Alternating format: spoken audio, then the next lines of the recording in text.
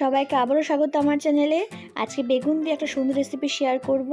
আশা করি আপনাদের রেসিপিটি ভালো লাগবে। শীতের মরশুমে কিন্তু এই বেগুন খেতে ভীষণ সবার ভালো লাগে।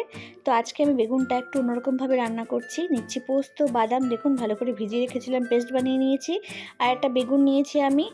তো সেই বেগুনটাকে ভালো করে আমি ধুয়ে এরকম পিস করে কেটে নিয়েছিলাম। কেটে নিয়ে আবারও জল দিয়ে ধুয়ে এর মধ্যে হলুদ গুঁড়ো, স্বাদ মতো অল্প লবণ, আর কয়েক দানা চিনি, আর দিচ্ছি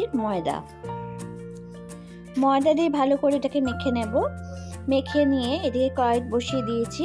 কড়াই থেকে তেল দিচ্ছি, সর্ষের তেলটা গরম হলে বেগুনের কাটা টুকরোগুলোকে দিয়ে ভালো করে কিন্তু আমি এখানে ভেজে নেব।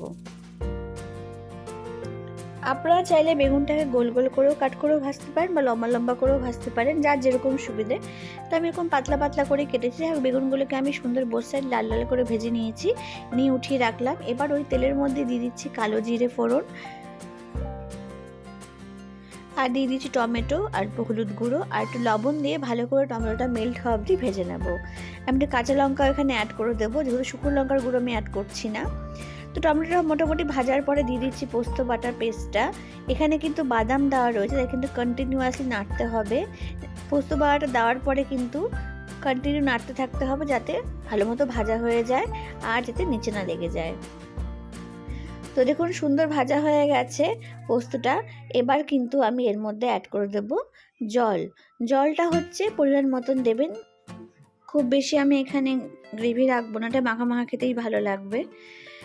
তো এবার ভালো করে ফুটিয়ে নেব। ফুটে ওঠার পরে আমি ভেজে রাখা বেগুনগুলো দিয়ে দিচ্ছি এখানে। এটা কিন্তু খেতে ভীষণ ভালো লাগে, গরম গরম ভাতের সাথে কিন্তু খেতে ভীষণই ভালো লাগবে। আর এখানে দেখাচ্ছি আমি ধনে, এটা হচ্ছে আমার টবে লাগানো, তো সেটাই আমি উঠিয়ে নিয়েছি, কয়েকটা জাস্ট হচ্ছে। তো ওটা কেটে আমি দিয়ে দেবো। বেগুনগুলো দেওয়ার পর 2-3 মিনিট ফোটানোর পরে যে ধনে পাতাটা অ্যাড করে দিচ্ছি, আর অ্যাড করে দেবো একটুখানি সর্ষের তেল, যেটা কিন্তু মাস্ট। সর্ষের তেলটা অ্যাড করে দেওয়ার পরে কিন্তু এটা আলাদা একটা টেস্ট হয়ে যায়। তো ফ্রেন্ডস, তৈরি হয়ে গেছে খুব সুন্দর একটা বেগুনের রেসিপি, যেটা কিন্তু খেতেও খুব ভালো লাগে। গরম গরম ভাতের সাথে, রুটি পরোটার সাথেও কিন্তু এটা খেতে পারবেন। শীতকালে তো এটা অনবদ্য একটা রেসিপি, অবশ্যই বলবো ট্রাই করার জন্য। ভালো লাগলে প্লিজ কমেন্ট করে জানাবেন। আর আমার চ্যানেলে যারা যারা এখন সাবস্ক্রাইব করেন, please subscribe my channel, support my channel. সবাইকে ভিডিও দেখার জন্য অনেক থ্যাংক ইউ।